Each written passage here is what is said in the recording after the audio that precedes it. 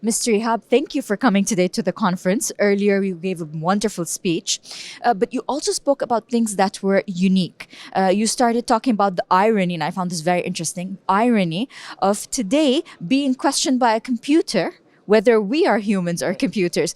And I think that added a little bit to humor to your speech, but it also opens our eyes towards where we are going. Is most of the authority now in the hands of a digital body? Um, it's not, and I believe it will never happen from my perspective.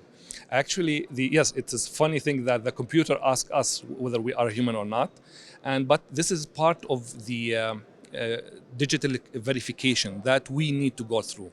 Somebody has to do this in very automated fashion and in very fast manner, in very wide spectrum and incoming calls. And the only capable passion has the passion for to do the computer and the automated way.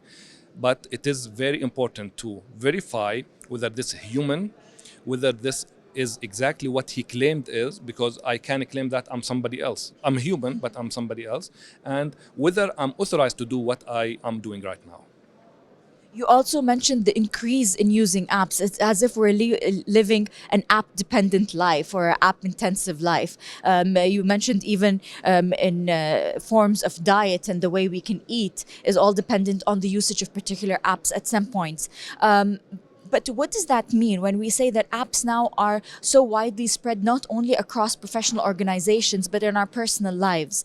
But if we try to zoom in and see what cybersecurity looks like for a personal user, for a one-to-one user, a person that uses apps just for their daily life functionalities, what is cybersecurity in that case? Very good question. Actually, let's get a step back and talk about the apps. Apps is surrounding us everywhere. Today, I'm checking my kids, my daughter using apps. There is either calling her through, let's say, FaceTime, or having surveillance camera in the house, or having her or track her journey that she is secure and safe, tracking Uber, so many other things. For business as well, we are doing business through apps.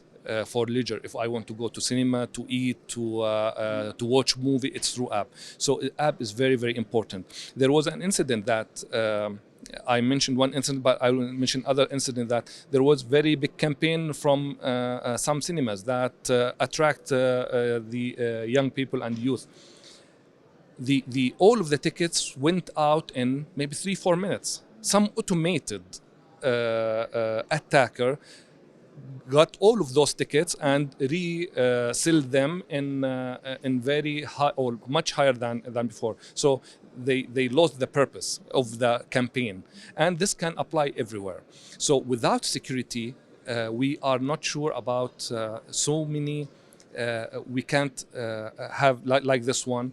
We can actually, it might be more critical when it comes to business and business critical mission. It's more critical when it comes to finance. If somebody hacked to my bank account, and it happened many times, although of the so many campaigns of awareness that banks and financial institutes are doing, but it keep doing because they are pretty much innovation in a way that they are delivering those kind of attacks using social engineering to claim that they are the different person, and they are very, very convincing in those manners. What I found unique about your speech and the areas that you like to concentrate about is everybody else today spoke about technicalities, cybersecurity from a very technical point of view. However, you trickled the zoom into consumers and the market movements. And you did mention that a lot of consumers' behavioral change based on their view of how a particular business lacks or has enough digital security. Would you like to shed more light on that? Actually, business ultimately, when it comes to business, behind this business are consumers. Those consumers are normal people. So I'm working, let's say, to do money to support my family for every aspect of life. So ultimately, the people matters first. People are the most important. Family comes first. You want to secure your family. You want to secure the fund that you are supporting your family. So ultimately, all of the business down to the road, it comes to the normal people, and we need to spare more time for those people, understand their needs, understand what they are doing, and help them, or increase the level of awareness, dealing with the technologies and how to deal with, how to be sometimes suspicious. We need to increase the level of being suspicious, because if you suspicious, you will start ask question: is this a human? Is this exactly the email from the people from the bank? Or you have to increase, because the people are the weakest link in the IT security and cybersecurity industry. How would you describe, let me say, an effective approach to awareing individuals about cybersecurity? Because mentioned earlier by different speakers that there have been awareness programs and training programs, but not all of them have been so effective. In your opinion, what makes a particular approach when it comes to awareness more effective? Yeah, in technology, we are dealing with so many different kind of people with different education, awareness level, and we can't blame them for some of the technology flaws or shortages. I believe in many countries and organizations, regulatory bodies are doing excellent step, especially here in the Kingdom of Saudi Arabia, are doing excellent step in covering this area. For example, the kind of two-factor authentication. Because if I want to know you digitally, I want to know you through something you know, or something you are, or something you have. You know is password. You are your iris, your fingerprint, or you have something, let's say, secret questions.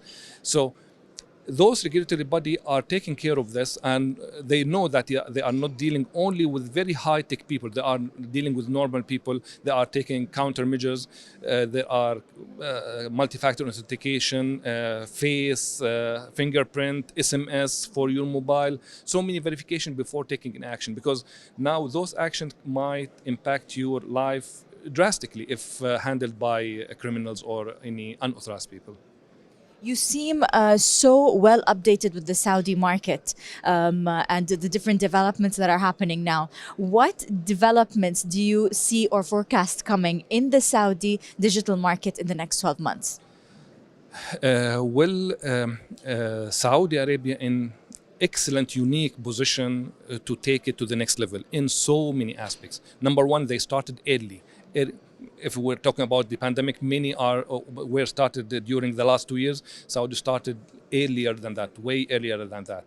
Saudi has well-educated young youth people that are very excited and passionate about the technology. I believe they can support not only Saudi, they can support the region.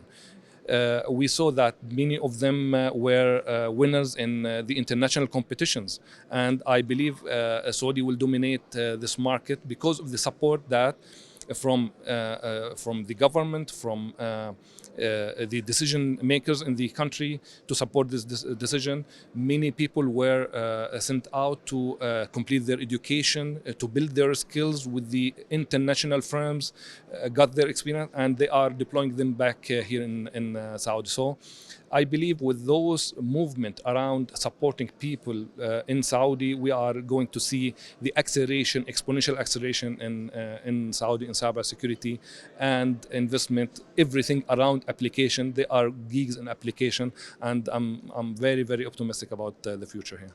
Sounds great. Very well put. Hopefully, you'll be here next year for the ISC conference for the coming year. What developments would you like to see in the whole digital front?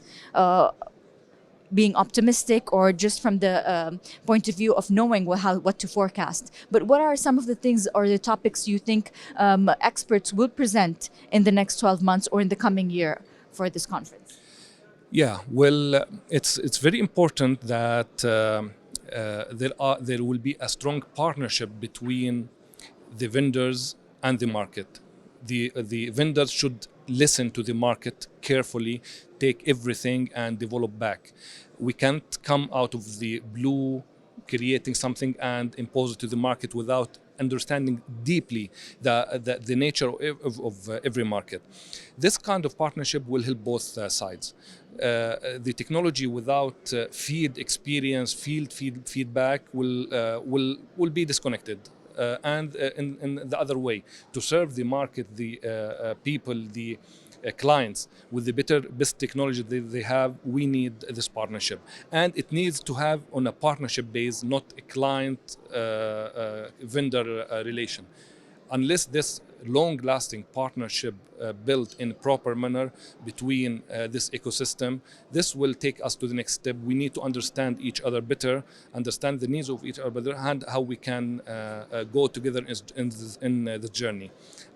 My question was whether the digital transformation is a journey or a destination. It's very evolving journey with every step. Very evolving.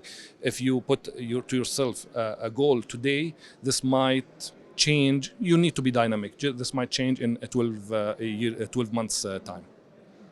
Mr. Ehab, thank you for being a part of our conference. Thank you for giving us a wonderful speech earlier today, and I hope you enjoyed the remainder of the conference. Thank you. Thank you for having me. Thank you.